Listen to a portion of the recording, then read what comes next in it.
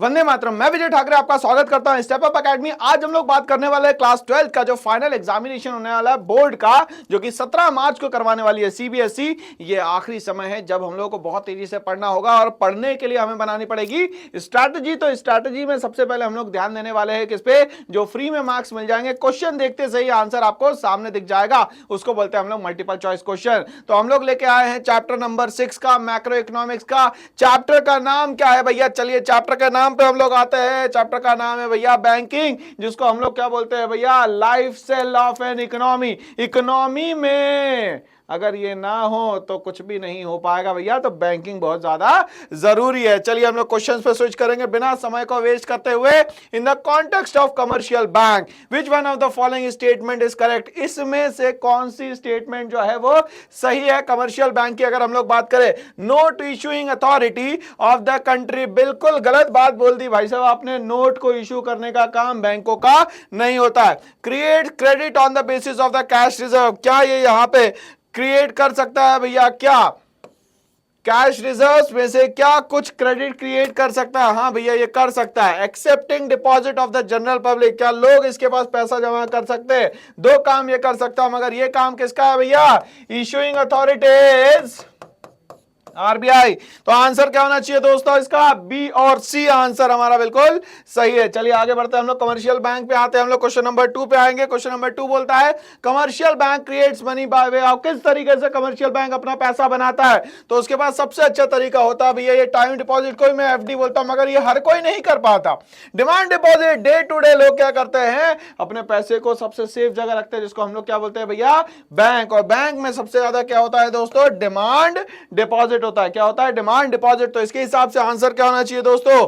Demand deposit is the correct answer. चलिए आगे बढ़ते हैं हम लोग इसी के साथ। क्वेश्चन नंबर 3 पे हम लोग आते हैं। क्वेश्चन नंबर 3 क्या बोलता है? Which of the following is not concerned with banking organisation, कौन सी चीज है जो सीधे बैंकिंग से रिलेटेड यहां पे नहीं है? Bank rate, fiscal deficit, credit creation या कैश रिजर्व रेशियो। तो हमें पता है भैया जो फिस्कल डेफिसिट है ये सीधा देखा जाए तो बैंक से रिलेटेड यहां पे नहीं है। बैंक रेट भी रिलेटेड है, क्रेडिट क्रिएशन भी और कैश रिजर्व रेशियो भी। ओके चलिए, तो ये हम लोगों को क्लियर हो गया भैया। तो आंसर क्या हो गया भैया इसका? Fiscal deficit. चलिए आगे बढ़ेंगे हम लोग इसी के साथ।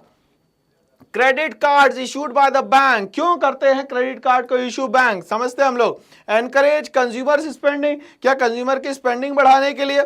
Increase aggregate demand in the economy, या बोथ ए एंड बी, या नन ऑफ दीज? तो यहां पे भैया क्रेडिट कार्ड का मतलब होता है बिना पैसे होते हुए भी आप मार्केट में जाके क्या कर पाए? कुछ चीजों को खरीद पाए। मतलब की कैपेबिलिटी नहीं है अभी की, मगर बात की तो हो सकती है ना। तो क्रेडिट कार्ड से आप एनकरेज करते हैं कहीं ना कहीं कंज्यूमर्स की स्पेंडिंग। दूसरा क्या करते हैं? एग्रीगेट डिमांड को मार्केट में बहुत तेजी से बढ़ाया जाता है। मतलब both A and B is the correct answer. Answer A और बी बिल्कुल सही है। चलिए आगे बढ़ते हैं हम लोग। The main M of the commercial bank, बैंकों का मेन एम क्या है? क्योंकि बैंक के आगे लग गया है क्या? कमर्शियल। मतलब कमर्शियल वो हर बॉडी होती है जो पैसा कमाने के लिए काम करती है। तो यहां पे भाई सोशल वेलफेयर तो नहीं हो सकता, एक ही काम है भैया, to earn more and more profit. तो आंसर क्या होगा सर? To earn profit. चलिए आगे बढ़ेंगे इसी के साथ। आगे बढ़ते हैं। Maximum credit that commercial bank can legally create depends on their, किस पे डिपेंड करता है? गोल्ड रिजर्व पे, cash reserve with the RBI पे, स्टैट्यूटरी लिक्विडिटी रेशियो पे, या उसका टर्म डिपॉजिट पे? तो भैया हमें ये बात पता है कि आरबीआई के पास उसको अपना पैसा कुछ कैश फॉर्म में रखना होता है, जिसको हम लोग क्या बोलते हैं दोस्तों?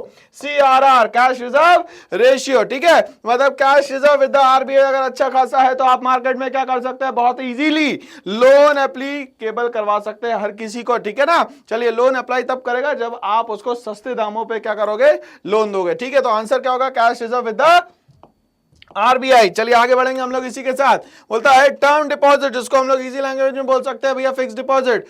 क्या होता है? Are those against which no cheques can be issued, against which no interest is paid to the depositor. ये तो होता है भाई। Which are a part of the supply of money या नन ऑफ दीज। तो यहां पे ये बोलता है टर्म डिपॉजिट क्या होते हैं? वो होते हैं जिसके अगेंस्ट में आप चेक को इशू नहीं कर सकते, क्योंकि फिक्स टेन्योर के लिए वो आप रखते हो, जिसके अगेंस्ट में आपको क्या मिलता है भैया? इंटरेस्ट मिलता है। ठीक है, चलिए क्वेश्चन नंबर 8 पे आते हैं। Their percentage of demand deposit which the commercial bank are legally required to maintain as the liquid assets is called. तो इसको भैया यहां पे क्या कहोगे आप?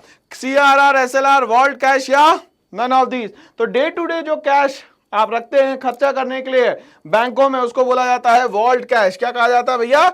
Vault cash. तो इसका आंसर क्या होगा दोस्तों? Vault cash is the correct answer. चलिए question number next, question number 9 पे आता है। In India the operative cash reserves are known as, operative cash reserve जो day to day life economy की जो चलाता है उसको क्या बोलते हैं? सीआरआर, एसएलआर, वॉल्ट कैश या नन ऑफ दीज। तो हमेशा क्या कहेंगे भैया उसको हम लोग? Vault cash. क्या कहेंगे दोस्तों? Vault cash is the correct answer. आगे बढ़ते हैं हम लोग। Central bank is an apex bank of the country that, क्या करता है? इसका मेन काम क्या है भाई? Control the entire banking system of the country. बिल्कुल सही बात है। इशू करेंसी, करेंसी को इशू करने का काम भी होता है। Act as a bankers to the government, government के लिए भी बैंक का काम कौन करता है भैया? यहाँ पे एपेक्स बॉडी मतलब सेंट्रल बैंक। तो आंसर क्या होगा सर जी इसका? All of this is the correct answer. चलिए question number 11। In India the central bank is, central bank क्या है भाई? यहाँ पे बोलता है federal reserve system, federal system, reserve bank of India, both A and B. हमें पता है सेंट्रल बैंक को हम लोग क्या नाम से जानते हैं भैया? Reserve bank of India, RBI के नाम से हम लोग इनको जानते हैं। चलिए आगे बढ़ते हैं हम लोग। एसएलआर का मतलब पूछा गया है क्वेश्चन नंबर 12 में। क्वेश्चन नंबर 12 में बोलता है SLR requires the commercial bank to build their liquid assets by way of, हमें पता है अपना पैसा सेफ एंड सिक्योर बैंक अपने पास जब रखता है इसको कहते हैं एसएलआर, स्टैट्यूटरी लिक्विडिटी रेशियो। क्या ये रिजर्व ऑफ कैश है, रिजर्व ऑफ गोल्ड है, रिजर्व ऑफ अनइनकम्पर्ड सिक्योरिटीज है, या ऑल ऑफ दिस है? इसमें ये तीनों तरीके से अपने पास पैसा बचा के रख सकता है। इसी को कहा जाता है यहाँ पे एसएलआर। क्या कहा जाता है? एसएलआर। दैट्स व्हाई आंसर जो हो जाएगा वो हो जाएगा यहाँ पे ऑल ऑफ दीज। क्या हो जाएगा आंसर? All of these. आगे बढ़ते हैं क्वेश्चन नंबर 13 पे हम लोग आते हैं दोस्तों। 13 में क्या बोलता है? क्रेडिट कंट्रोल मींस, क्या होता है क्रेडिट कंट्रोल का मतलब? Contraction of credit only. क्या सिर्फ क्रेडिट को रोकना मार्केट में? क्या एक्सटेंशन ऑफ क्रेडिट ओनली? भैया आप यहाँ पे बात कर रहे हो कंट्रोल की, तो एक्सटेंशन कैसा करोगे? नन ऑफ दीज हो नहीं सकता। तो यहाँ पे हम लोग ले सकते हैं extension and contraction of the money supply is known as credit control. ठीक है, ना तो बहुत ज्यादा सप्लाई हो जाए ना तो बहुत कम सप्लाई हो जाए मार्केट में। ओके चलिए आगे बढ़ते हैं। विच of the following is not the instrument of credit control, इसमें से क्रेडिट कंट्रोल का कौन सा इसमें इंस्ट्रूमेंट नहीं है? क्या सीआरआर, एसएलआर, बैंक रेट या मैनेज फ्लोटिंग? तो ये कहीं ना कहीं ये तीनों से तो हम लोग क्या कर सकते हैं? क्रेडिट कंट्रोल कर सकते हैं, मगर मैनेज फ्लोटिंग सिस्टम से हम लोग यहाँ पे काम नहीं कर सकते। क्यों? क्योंकि वो तो फॉरेन एक्सचेंज का काम करता है जिसको हम लोग डर्टी फ्लोटिंग भी कहते हैं। ठीक है ना? तो ऐसे हम लोग दूसरे क्वेश्चंस को भी हम लोग याद कर सकते हैं ना। चलिए आगे बढ़ते हैं। Question number 15, which of the following does not come under quantitative method of monetary policy? अब ये बताइए इसमें मॉनेटरी पॉलिसी में कौन सा नहीं आता है? ओपन मार्केट ऑपरेशन, जिसमें हम लोगों ने देखा था गवर्नमेंट को जब पैसा रहता है, चाहिए रहता है, तो वो आरबीआई से बोलती है। आरबीआई किसको बोलती है भैया? कमर्शियल बैंक को बोलती है। और कमर्शियल बैंक किसको बोलती है? हमारे कस्टमर को बोलती है। तो इस तरीके से लिक्विडिटी कहीं ना कहीं कंट्रोल होती है ओपन मार्केट ऑपरेशन के थ्रू। कैश रिजर्व रेशियो में क्या करते हैं भैया? बैंक अपना अमाउंट जो है वो किसके पास जमा करके रखती है भैया? आरबीआई के पास रखती है कैश फॉर्म में, उसको बोलते हैं कैश रिजर्व। मॉरल सुएशन मतलब लोगों को समझाइश देना कि क्या करना चाहिए और क्या नहीं करना चाहिए। रेपो रेट का मतलब हुआ शॉर्ट ड्यूरेशन के लिए जब बैंक को पैसे की जरूरत पड़ती है तो वो आरबीआई के पास जाती है, भैया दे दो पैसा। तो रेपो रेट वो रेट होता है जिसमें आरबीआई शॉर्ट ड्यूरेशन के लिए बैंकों को पैसा देता है। तो इसमें से क्वांटिटेटिव मेथड्स में क्या नहीं आता? तो सर मॉरल सुएशन इसमें नहीं आता है। ठीक है, चलिए आगे बढ़ेंगे हम लोग दोस्तों इसी के साथ। क्वेश्चन नंबर 15 के बाद क्वेश्चन नंबर 16 पे आते हैं। ओपन मार्केट ऑपरेशन पूछता है हमसे, as an instrument of credit control are performed by the central bank of the country, the commercial bank. A and B तो हो ही नहीं सकता, नन ऑफ दिस है नहीं भाई। सिर्फ commercial bank of the country करेगा क्या इसको, या central bank of the country करेगा? तो इसको काम करेगा भैया कौन? सेंट्रल बैंक की रिजर्व बैंक ऑफ इंडिया, जो कि यहाँ पे कौन सी पॉलिसी यूज करता है भैया? ओपन मार्केट ऑपरेशन की पॉलिसी यूज करता है। With an increase in the margin requirement availability of the credit in the economy, क्या बोलता है यहाँ पे? अब मार्जिन रिक्वायरमेंट होता क्या है? जैसे आपको लोन चाहिए और आपने मान लेते हैं सिक्योरिटी रख दी, मान लेते हैं 10 लाख रुपए की। अब 10 लाख रुपए के बदले में मिल रहे हैं आपको 9,50,000 रुपए। तो इसको कहते हैं हम लोग मार्जिन रिक्वायरमेंट। क्या बोलते हैं भैया? Margin requirement. तो बोलता है with an increase in the margin requirement availability of the credit in the economies increase होगा, डिक्रीज होगा, अनचेंज होगा, या नन ऑफ दीज होगा। तो भैया अवेलेबिलिटी जो है वो क्या हो जाएगी? मार्केट में कम हो जाएगी। क्यों? क्योंकि आप ज्यादा पैसा क्या कर रहे हैं? यहाँ पे लोगों का ब्लॉक कर रहे हैं। तो यहाँ पे जो क्रेडिट अवेलेबिलिटी है दोस्तों वो क्या हो जाएगी? डिक्रीज हो जाएगी। चलिए आगे बढ़ते हैं हम लोग इसी के साथ। Question number 18, if inflation is to be combated the RBI, क्या करेगा आरबीआई? अगर इन्फ्लेशन हो रहा है तो क्या करेगा RBI? Raises SLR and lower CRR. SLR को बढ़ा दे और CRR को कम कर दे, लोअर SLR कर दे और रेजेस कर दे अपना क्या CRR। ओके चलिए, और इसमें क्या बोल रहा है भैया, रेजेस बोथ CR और SLR दोनों को ही क्या करेगा यहाँ पे बढ़ा देगा, या नन ऑफ दिस। ठीक है, अब दोनों में ही कहीं ना कहीं क्या होता है भैया, ब्लॉक होती है मनी।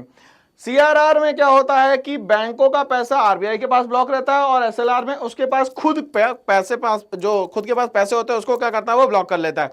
तो यहाँ पे दोनों को ही बढ़ाएगा तो ऑटोमेटिकली इन्फ्लेशन जो है क्या हो जाएगी, यहाँ पे कंट्रोल हो जाएगी। ओके चलिए, तो हमारे को आंसर समझ में आ गया। आगे हम लोग बढ़ते हैं इसी के साथ दोस्तों।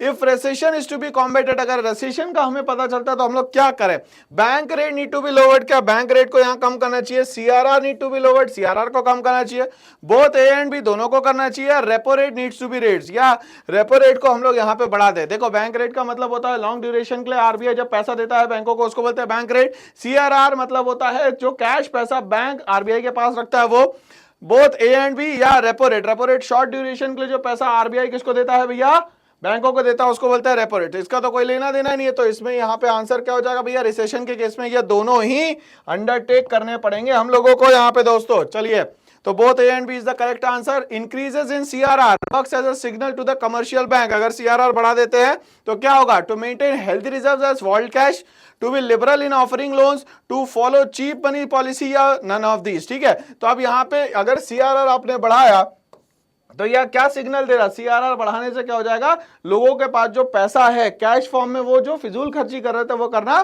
कम कर देंगे। मतलब यहाँ पे क्या हो जाएगा, maintain healthy reserves as a world cash. ठीक है, तो जिसको डे टू डे की जरूरत पड़ रही है बैंकों को, उसके पास डे टू डे के लिए पैसा अच्छा खासा यहाँ पे अवेलेबल होगा। ओके, तो आंसर होगा हमारे यहाँ पे A। चलिए, तो ऐसे ही और वीडियोस के लिए बने रहिए मेरे साथ। करना है एक छोटा सा काम, इस चैनल को लाइक शेयर और सब्सक्राइब करना है, तो मेरे साथ बने रहिए। Thanks for watching all.